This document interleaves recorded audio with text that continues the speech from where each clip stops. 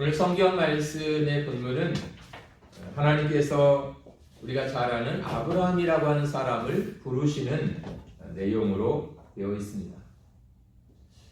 그 아브라함이 어떤 사람이었을까요? 특별히 신앙적인 면에서 보면 아브라함은 전혀 그 신앙적인 배경이 없던 사람이었습니다. 그러니까 하나님이 아브라함을 부르실 때 아브라함은 하나님을 알지도 못했을 뿐만 아니라 하나님에 대한 믿음도 없는 상태였습니다.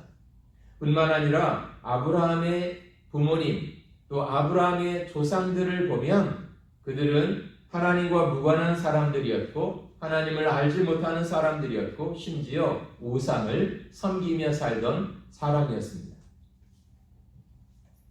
그러니까 아브라함을 위시해서 그의 부모님, 그의 조상들까지 하나님이 그를 부르시기 전까지 그는 전혀 하나님과 관련이 없는 사람이었고 더군다나 믿음이 없는 사람이었다는 것입니다. 그런 아브라함을 어느 날 하나님께서 부르시죠. 그 부르시는 내용이 1절에 나와 있습니다. 여호와께서 아브라함에게 이르시되 너는 너의 고향과 친척과 아비집을 떠나 내가 네게 보여줄 땅으로 가라라고 말씀을 하십니다.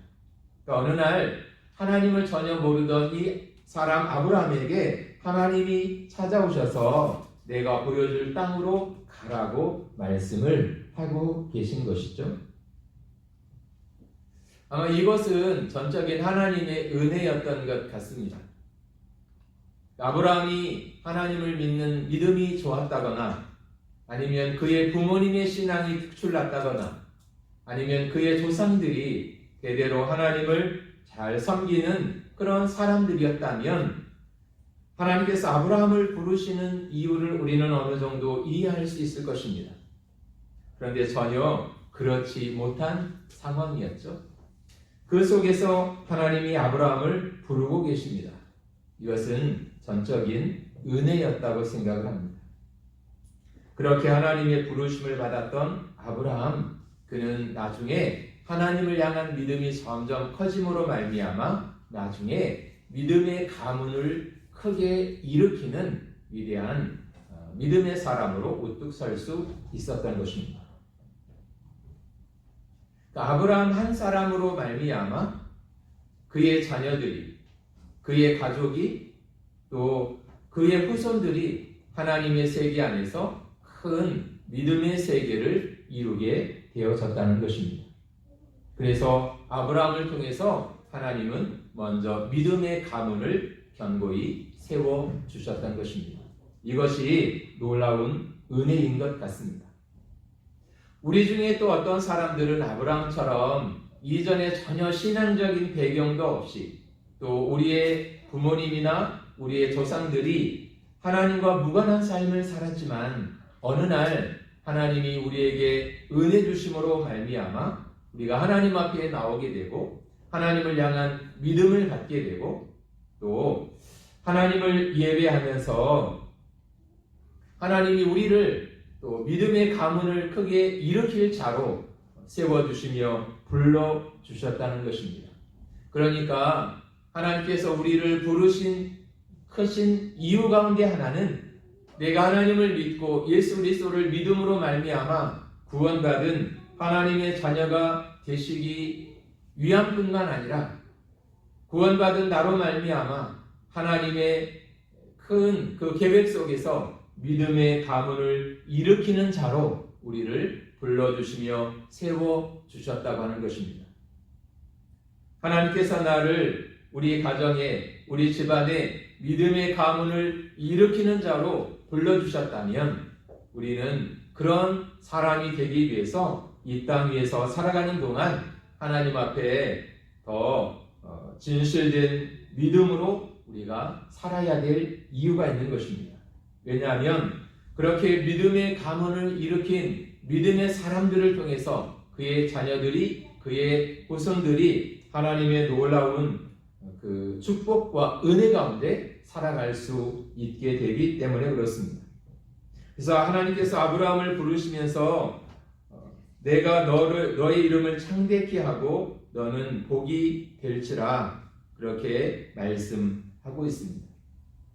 그러니까 아브라함이 하나님을 믿음으로 말미암아 하나님이 부어주시는 큰 은혜와 복을 그가 받게 될 것이고, 그것으로 인해서 아브라함이라고 하는 한 사람뿐만 아니라 그의 후손들이 아브라함과 똑같은 그런 복을 받게 될 것이라고 말씀하고 있습니다.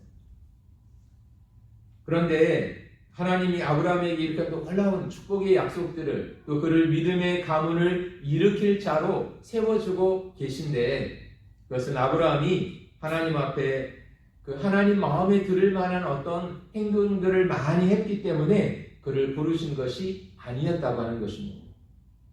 처음에는 하나님과 전혀 무관한 사람, 하나님을 알지도 못하는 사람, 심지어 그의 부모와 조상들은 우상을 섬기는 사람들이었지만 그 속에서 하나님이 아브라함을 불러주신 것, 그리고 그가 복의 근원이 되도록 만들어주신 것, 그 모든 것들은 사실 하나님의 놀라운 은혜 안에서 이루어진 일들이었다는 것입니다. 그런 놀라운 은혜가 사실은 아브라함에게만 해당되어졌던 것이 아니고 오늘 우리에게 똑같이 나타났다고 하는 것입니다. 하나님이 우리를 불러 주의 자녀가 되게 하셨습니다. 하나님을 알게 하셨고 예수를 믿어 구원 얻게 하셨습니다. 그리고 그런 우리를 통해서 이제는 믿음의 가문을 크게 일으킬 자로 하나님이 우리를 불러 주셨다는 것입니다. 그 모든 것이 하나님의 은혜 안에서 이루어진 일들이었다는 것입니다. 그래서 우리는 그런 은혜 주시는 하나님 앞에 감사하고 또 하나님 앞에 영광 돌리는 삶을 살아야 한다고 하는 것입니다. 그러므로 오늘 이 아브라함을 바라보면서 우리가 기억해야 될 중요한 한 가지는 하나님이 아브라함을 불러 그를 통해서 믿음의 가문을 일으켰다는 것처럼 오늘 하나님이 나를 부르신 많은 이유 가운데 하나는 나를 통해서 믿음의 가문을 일으키고 번성케 하시기 위해서 하나님이 나를 불러주셨다라고 하는 것을 우리 마음에 새기는 것입니다. 두 번째로 그 신약 성경의 맨 끝에 나오는 그 책은 요한계시록입니다. 근데 이 요한계시록에서 가장 강조하는 주제는 무엇일까요? 우리가 요한계시록 그러면 제일 먼저 우리의 생각 속에 어떤 그 느낌으로 다가오십니까? 예수님의 재림에 관한 이야기, 또 최후 심판에 관한 이야기, 말세에 되어질 여러 가지 많은 징조들, 그런 것들을 우리는 생각하게 될 것입니다. 그러나 사실 그보다 더 중요한 그 처음부터 요한계시록 끝까지 흐르는 아주 중요한 주제가 있는데요. 그것은 처음부터 마지막까지 사실은 온통 예배에 대한 내용으로 되어 있다는 것입니다.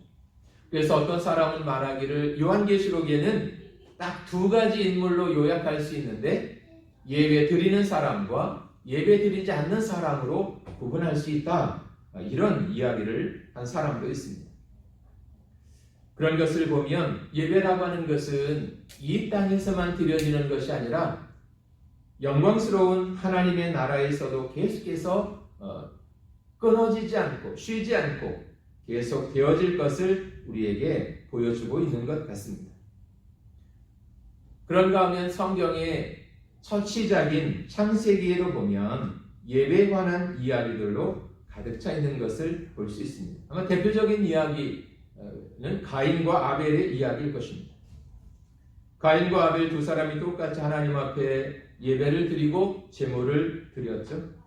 그런데 아벨이 드리는 제물과 예배를 하나님이 받으셨고 가인의 것은 받지 않았다고 말씀을 하십니다.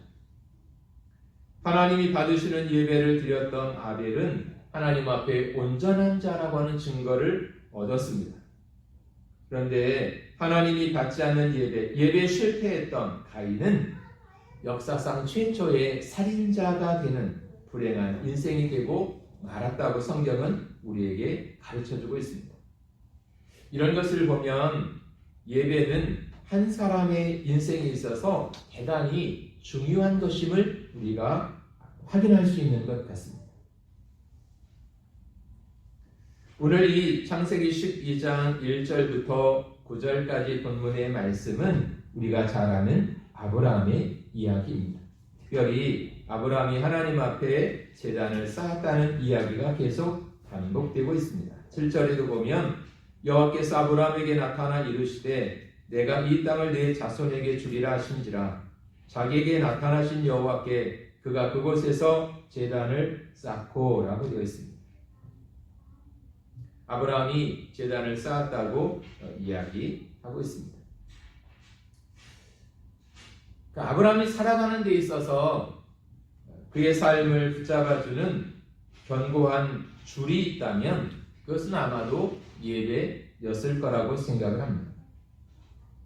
그것은 마치 그의 삶을 지탱해주는 기둥과도 같은 것이었다고 말할 수 있습니다. 보통 이렇게 해외 토픽 같은 데 보면 이렇게 황당한 뉴스들이 종종 나오잖아요.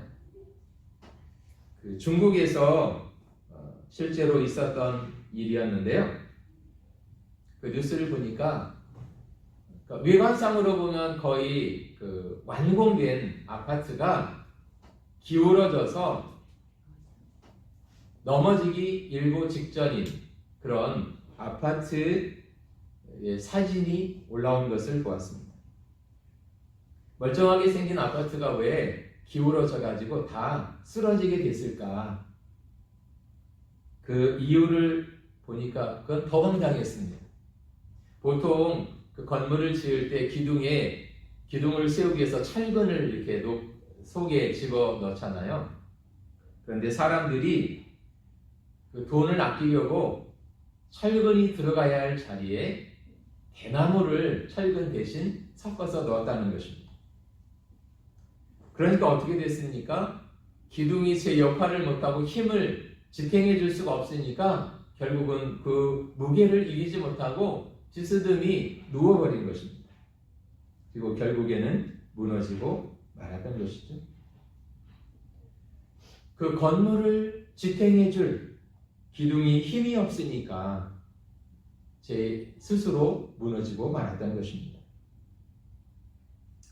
그래서 기둥은 그렇게 중요한 것 같습니다.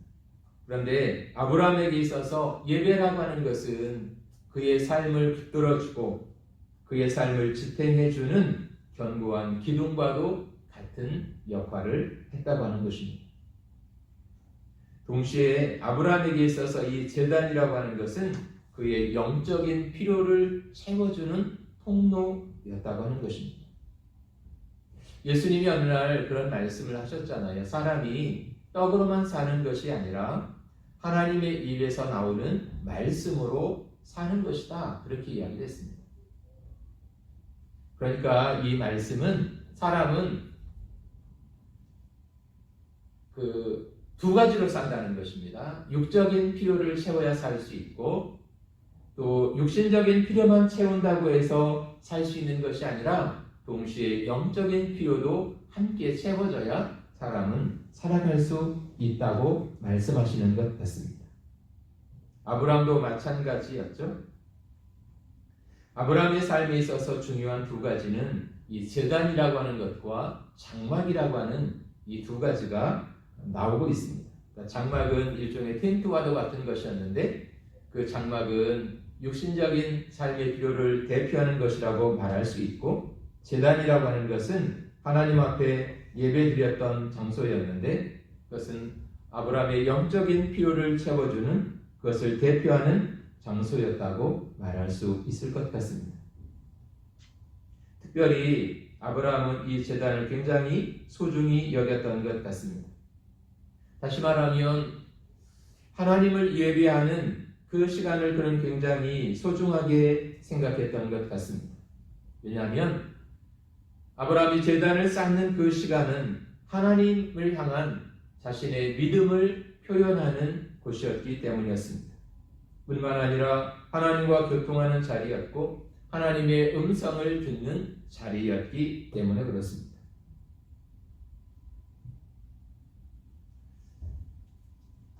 여기 5절에 그 중반 이하에 보면 이렇게 되어 있습니다.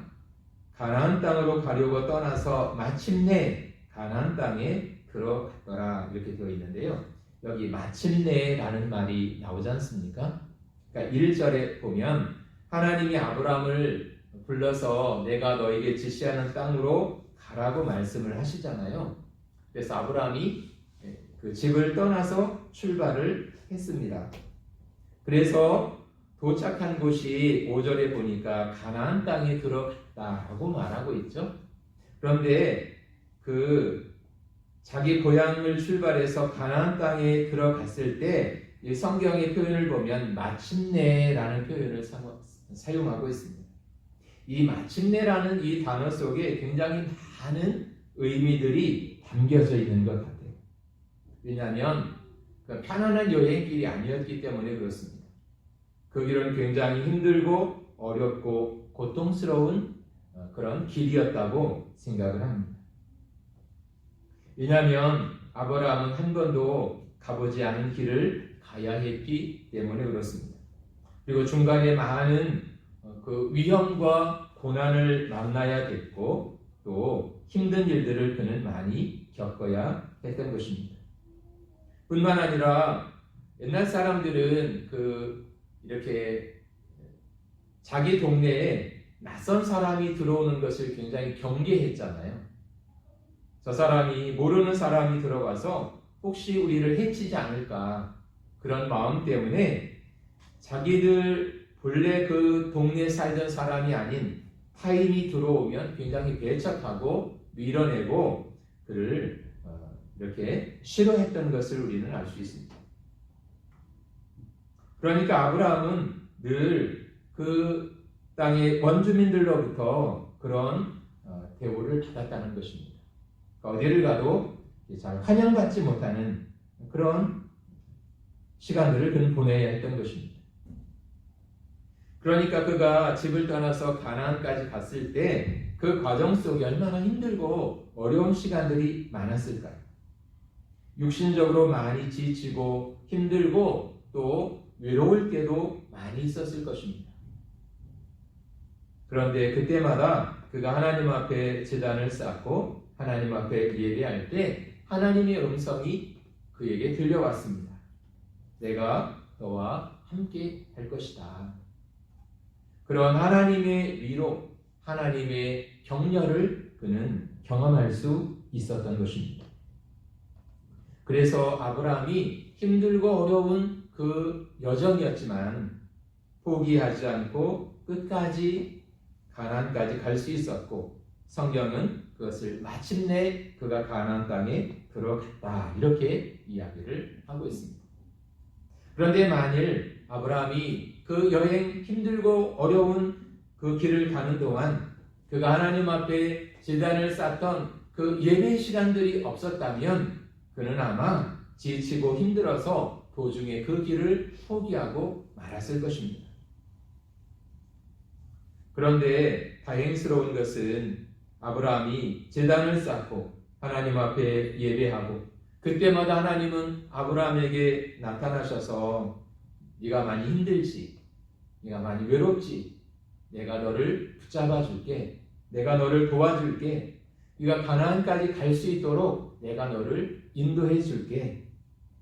그리고 너는 지금 힘들고 어려운 시간들을 보내지만 너는 너를 통해서 하나님의 놀라운 일들을 이루실 것이고 너를 통해서 너의 자손들이 복을 받게 될 것이고 너는 큰 믿음의 조상이 돼서 많은 사람들을 하나님 앞으로 인도하는 자가 될 것이다. 너를 통해서 큰 믿음의 가문을 이루게 될 것이다. 그런 위로와 격려의 음성을 그에게 들려주었던 것입니다.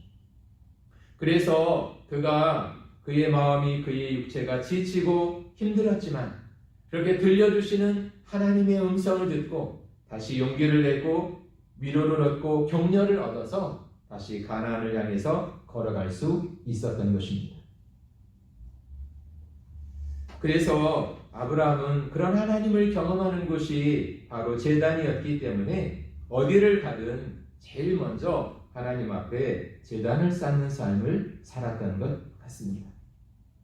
그래서 아브라함의 인생은 한마디로 말하면 제단을 쌓는 인생이었다, 이렇게 말할 수 있을 것 같습니다. 그리고 그 예배의 단을 통해서 하나님의 놀라운 축복과 은혜를 경험하고 이 세상에서 승리하는 삶을 그는 살아갈 수가 있게 되어졌던 것입니다. 오늘 저와 여러분에게도 아브라함이 제단을 쌓고 하나님을 예배하고 거기서 하나님의 음성을 들으며 위로와 격려를 얻고 승리하는 삶을 살았던 것처럼 우리에게도 동일한 은혜를 주셔서 하나님 앞에 나와 예배할 때마다 하나님께서 우리의 심령을 강하게 세워주시고 때로는 넘어지고 힘들고 지칠 때 우리의 그 심령을 위로해 주시고 만져주시고 격려해 주셔서 다시 힘을 얻어 우리가 가야 할 그런 인생의 길을 힘있고 담대하게 걸어가는 그런 은혜 주시는 하나님을 만나는 시간이 되어지기를 원하는 것입니다. 또 하나님께서 그렇게 아브라함에게 아주 세심하게 찾아오셔서 말씀해 주시고 그를 다독여 주시고 그를 붙잡아 일으켜 주셨던 것처럼 동일한 은혜를 하나님이 우리에게도 허락해 주셔서 하나님 앞에 나와 예배하는 자에게 주시는 그런 놀라운 은혜가 저와 여러분의 삶에 늘 함께함으로 말미암아 아브라함처럼 우리도 승리하는 자로 살아가는 축복이 있기를 원하는 것입니다. 뿐만 아니라 9절에 보면 점점 남방으로 옮겨갔다, 성경은 이렇게 말하고 있는데요. 그러니까 아브라함의 삶을 보면 그는 한 곳에 정착해서 살지 않았던 것 같습니다. 끊임없이 계속해서 옮겨가는 삶을 살았는데요. 어쩌면 그것이 상징하는 의미가 있는 것 같습니다. 한마디로 말하면 아브라함은 자기가 인간적으로 생각할 때 여기가 참 좋다, 그래서 거기에 안주하는 삶을 살지 않았다는 것입니다. 하나님께서 말씀하시는 곳으로 계속해서 그는 옮겨가고 있었던 것입니다. 그것이 어떤 영적인 삶에 적용하자면 아마 이런 것인 것 같습니다. 우리도 조금 편안해지고 그러면 자꾸만 안주하려고 하는 경향이 생기잖아요. 또 나름대로 신앙생활은 이렇게 하는 거다, 예수는 이렇게 믿는 거다, 그런 생각이 굳어지면 더 이상 그 이상 전진하려고 하지 않는 경향이 있다는 것입니다. 그래서 현재의 모습에 그냥 안주해 버리는 것입니다. 그리고 거기에 스스로 만족하는 것이죠. 그런데 하나님은 그것을 원하지 않으신다는 것입니다. 하나님은 아브라함을 사랑하셨습니다. 그리고 하나님이 사랑하시는 아브라함은 가나안 땅을 계속해서 걷게 하셨습니다. 다른 말로 하면 하나님은 아브라함이 성령 안에서 계속해서 그 신앙이 성장해 가기를 원하셨다는 것입니다.